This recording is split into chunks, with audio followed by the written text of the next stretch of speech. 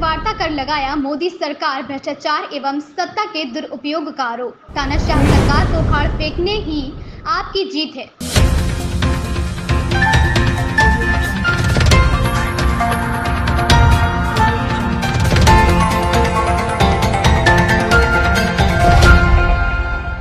आज मंगलवार को इंडिया गठबंधन की सामूहिक प्रेस वार्ता आयोजित हुई। प्रेस वार्ता आप पार्टी जिलाध्यक्ष डॉक्टर जितेंद्र यादव ने निवास पर आयोजित की गई, जिसमें कांग्रेस कार्यवाहक जिलाध्यक्ष अनिल सोलंकी, सपा प्रदेश सचिव श्रीमती शशि प्रभा शाक्य, आप जिलाध्यक्ष डॉक्टर जितेंद्र यादव, श्रीमती राजकुमारी प्रदेश सचिव आदि पदाधिकारियों ने वार्ता के दौरान डॉक्टर जितेंद्र यादव ने कहा कि इस 2024 में लोकसभा चुनाव में इंडिया गठबंधन की विजय आप सभी की विजय है। यादव ने कहा कि एटा के विकास के लिए दिल्ली के मॉडल का प्रयोग किया जाएगा। सरकारी स्कूलों में बच्चों को समान शिक्षा इंग्लिश मीडियम की तरह सारी सुविधाएं उपलब्ध की जाएंगी।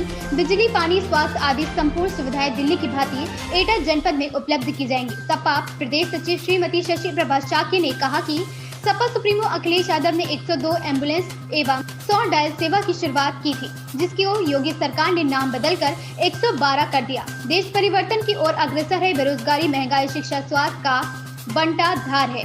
युवा नौकरी के लिए लाठियां खा रहा है। कांग्रेस कार्यवाहक जिलाध्यक्ष अनिल सोलंकी ने कहा कि शिक्षा, स्वास्थ्य, बेरोजगारी, महंगाई चरम सीमा पर है। युवक सड़कों पर भटक रहे हैं। 4 वर्ष की अग्निवीर जैसी योजना लाकर युवाओं के भविष्य के साथ खिलवाड़ किया जा रहा है। स्वयं सांसद बनकर पेंशन ले रहे हैं, वहीं युवाओं को अग्निवीर के नाम पर उनका भविष्य चौपट किया जा रहा है। आप पार्टी प्रदेश सचिव श्रीमती राजकुमारी यादव ने कहा कि भाजपा को हराना ही आपकी जीत है। इस अवसर पर उपस्थित रहे आप जिलाध्यक्ष डॉक्टर जितेंद्र यादव, कांग्रेस कार्यवाहक जिलाध्यक्ष अनिल सोलंकी, सपा प्रदेश सचिव श्रीमती शशि प्रभा शाक्य, आप प्रदेश सचिव श्रीमती राजकुमारी यादव, विनोद बाबू, आप जिला उपाध्यक्ष मोहम्मद सोहिब, जिला महासचिव शिलेंद्र सिंह कुंडीर, जिला महासचिव डीसीसी जितेंद्र राजपूत, जिला महासचिव कासगंज विनय कुमार, विधानसभा अध्यक्ष मारहरा आदि लोग उपस्थित रहे। रेड हैंडेड न्यूज नेटवर्क के लिए एटा से अमोल श्रीवास्तव की रिपोर्ट। आज जिस तरह आम आदमी पार्टी कार्यालय पे प्रेस वार्ता का आयोजन रखा गया है, इस प्रेस वार्ता आयोजन का क्या उद्देश्य है, क्यों रखी गई है? इस प्रेस वार्ता का ये उद्देश्य है कि इंडिया गठबंधन को हमें वोट दिलवाना है आपसे अपील करके, जिससे हम भारत के संविधान की रक्षा कर सकें और तानाशाही मिटा सकें। और ये हमारे आदरणीय संजय भैया ने यूपी के सभी जनपदों में प्रेस कॉन्फ्रेंस के लिए हम लोगों को निर्देश दिया। तो आगे क्या क्या इस विकास एटा जनपद के लिए क्या क्या भूमिकाएं हैं आपने जो बनाई हैं? जीतने के बाद क्या प्रयास होंगे एटा के लिए? एटा के लिए वही प्रयास होंगे जो दिल्ली में हमारे केजरीवाल सर ने जैसे बिजली फ्री की, ये हमने शर्त रखी है इंडिया गठबंधन से। सबके लिए एजुकेशन फ्री होगी, सरकारी स्कूल अच्छे बनाए जाएंगे और सभी के लिए इलाज भी फ्री होगा। अच्छा, लगातार भाजपा आप पर हमलावर है इंडिया गठबंधन पर जी, तो उसके बारे में आप क्या कहेंगे? लगातार हमला कर रही है भाजपा। भाजपा का काम यही है कि जो भी उसके खिलाफ बोलेगा उसी के आंदोलन को तोड़ना चाहती है, चाहे वो पेंशनर का आंदोलन हो, चाहे कर्मचारियों का हो, चाहे किसानों का हो। तो हम लोग तो देशभक्त लोग हैं, हम इस उनकी आंदोलन, उनकी मतलब जितनी भी हमें वो तानाशाही दिखाएंगे, हम बिल्कुल नहीं डरेंगे। संजय भैया जिस तरह जेल गए, हम भी जेल जाने को तैयार हैं, लेकिन अब के डट के मुकाबला करेंगे। क्या लगता है इस बार तीनों पार्टियां जो विपक्षी पार्टी एक हुई है तो कितना फायदा मिलेगा? पूरा फायदा मिलेगा। जनता त्राय त्राय कर रही है, परिवर्तन का दौर आ गया है और इसमें हम इंडिया गठबंधन अपनी सरकार बनाएंगे और मोदी और इनको अमित शाह को अहमदाबाद की टिकट दिलवाएंगे। उन्होंने शिक्षा, चिकित्सा, रोजगार को बिल्कुल खत्म कर दिया। युवा भटक रहा है। अग्निवीर जैसी योजना लाकर तो पेंशन लेना चाहते हैं सांसद बन के 5 साल के लिए, वो 4 साल की नौकरी देकर उनको पेंशन भी नहीं देना चाहते हैं। तो देश की सेवा करेगा उसकी ये दुर्दशा करने को लगे हुए हैं। किसानों के आंदोलन को कुचलने का काम करते हैं। किसानों को उन्होंने दुगनी आय देने का वादा किया, कुछ नहीं किया। इनका आप 2014 का मैनिफेस्टो उठा के देख लें, अपने उसमें जीरो है बिल्कुल। लगातार जिस तरह भाजपा हमलावर हो रही है इंडिया गठबंधन पर, तो उस विषय में आप क्या कहेंगे?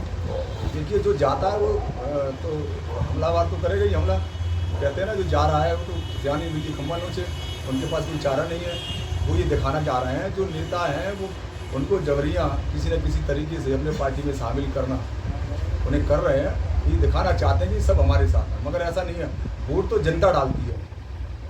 कितना भाजपा 400 पार की बात कर रही है और ईडी गठबंधन कितना कर पाएगी? इंडी गठबंधन ईडी गठबंधन वो 400 पार मुझे लग रहा है उत्तर प्रदेश में 80 में से 400 पास हो जाएंगे, इसलिए कह रहे हैं। उनको खुद मालूम है 400 पार है कि वो है कि, या 400 पार अब की बार सब्जी करेंगे, दाल करेंगे, मिर्च करेंगे, मसाला करेंगे, क्या करेंगे, गरीब को कहाँ से लाएंगे। 400 पार वो ये करने जा रहे हैं, वो कुछ नहीं है। इनके अलावा जिस तरह इन्होंने 2014 में एक नकली लाल किला बनाया, उस पर खड़े हो गए। खड़े होकर इन्होंने ये कहा कि अच्छे दिन आएंगे, तो अच्छे दिन ये बोलते थे, जनता बोलती थी आएंगे, तो जनता समझी कि अच्छे दिन हमारे आएंगे। लेकिन आपको स्पष्ट दिख रहा है अच्छे दिन तो इनके भाजपा के नेता के आ गए हैं। जनता त्राई कर रही है, परेशान है। लगातार भाजपा अपने मैनिफेस्टो में जनता को लुभावने वादे कर रही है, जनता पर लगातार। तो इस विषय में क्या कहेंगे? तमाम वादे किए हैं, तो क्या कहेंगे इस विषय में? पिछली बार राजीव जी सांसद जी थे तो उन्होंने पूरी निधि वापस कर दी थी। क्या कहना है इस चीज़ है, सबको मालूम है, जग जाहिर है।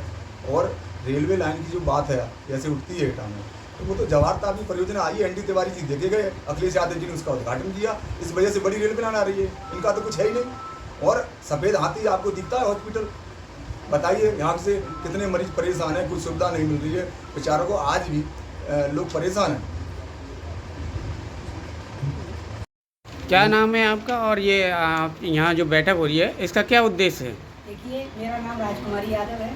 ये बैठक होने का उद्देश्य ये है, इंडिया गठबंधन को जिताना है और प्रत्येक जनता को हमें इस प्रेस वार्ता के अनुसार बताना है कि हम लोगों का गठबंधन हो चुका है और गठबंधन में हमको बीजेपी को हराना है और सपा प्रत्याशी को जिताना है।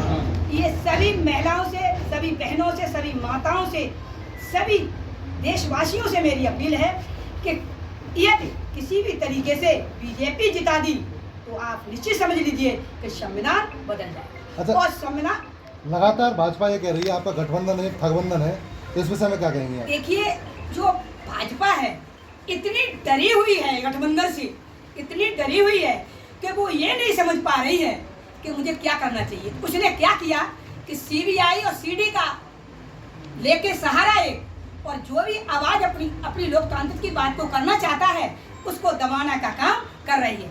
जैसे मेरे माननीय केजरीवाल जी से इतनी डरी हुई है कि उनको जेल भेज दिया। यदि ऐसा ही है तो बाहर निकाल के देखो, एक शेर आ गया, इस शेर के वजह से तो पूरा देश दहाड़ रहा है। इसलिए मैं आप सभी लोगों से अपील करती हूँ, पूरे देशवासियों से अपील करती हूँ, जो 400 का सिलेंडर था आज 1200 में मिल रहा है। सबसे बड़ी ये महंगाई हुई। और सबसे देखिएगा, पूरी शिक्षा प्रणाली को बदल दिया है। मैं देखिए जो जाती हूँ और उन्होंने ऐसी शिक्षा को बना रखा है, वो कहते हैं कि सपा ने मतलब शिक्षा को बिगाड़ा है। ये सत्य बता रही हूँ, 3 नंबर का 33 नंबर कराते हैं, बच्चे कुछ भी नहीं पढ़ रहे हैं और 2 महीने में एग्जाम करा देते हैं। सबसे बड़ी शिक्षा नीति को बदला है। क्यों बदला है कि छात्र कोई पढ़ लिख के संविधान के बारे में उससे हिसाब न ले। आप आम आदमी पार्टी से वरिष्ठ नेता हैं, महिला वरिष्ठ नेता हैं, तो कितना फायदा हो सकता है इंडी गठबंधन को इस चुनाव में? आप ये समझ लिए, पूरा चारों की चारों सीटें इंडिया गठबंधन को यहाँ से जा रही है और मुझको पूरा विश्वास है, पूरी जनता इस तरीके से कह रही है, किसी तरीके से बीजेपी को भगाओ। नहीं, भाजपा सरकार 80 उत्तर प्रदेश में 80-20 का बात कर रही है, 80 सीट पूरी निकाल के ले जाएगी। लेकिन मतलब इस पे क्या कहेंगे आप? देखिए, मैं इस पर ये कहूंगी, भाजपा यदि मशीन में हेरा फेरी ने करी तो 80 की मैं यहीं पर कह के जा रही हूँ, 40 भी उत्तर प्रदेश में ले ले तो ये मैं गारंटी देती हूँ।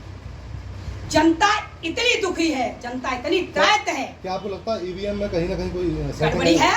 ईवीएम में ये गड़बड़ी है कि ईवीएम में जो हम वोट डालते हैं वो सही है, जब ईवीएम इधर से उधर जाती है तो ईवीएम के डिब्बे बदले जाते हैं। ये ईवीएम में कमी है, इसलिए ईवीएम की कमी को लोग नहीं खोज पा रहे। ये सरेआम, मैं चेयरमैन की प्रत्याशी बनी, मैंने यहाँ से देखा जबरदस्ती बीजेपी के प्रत्याशी को जिताया गया, जबकि सपा का प्रत्याशी यहाँ से जीत रहा था।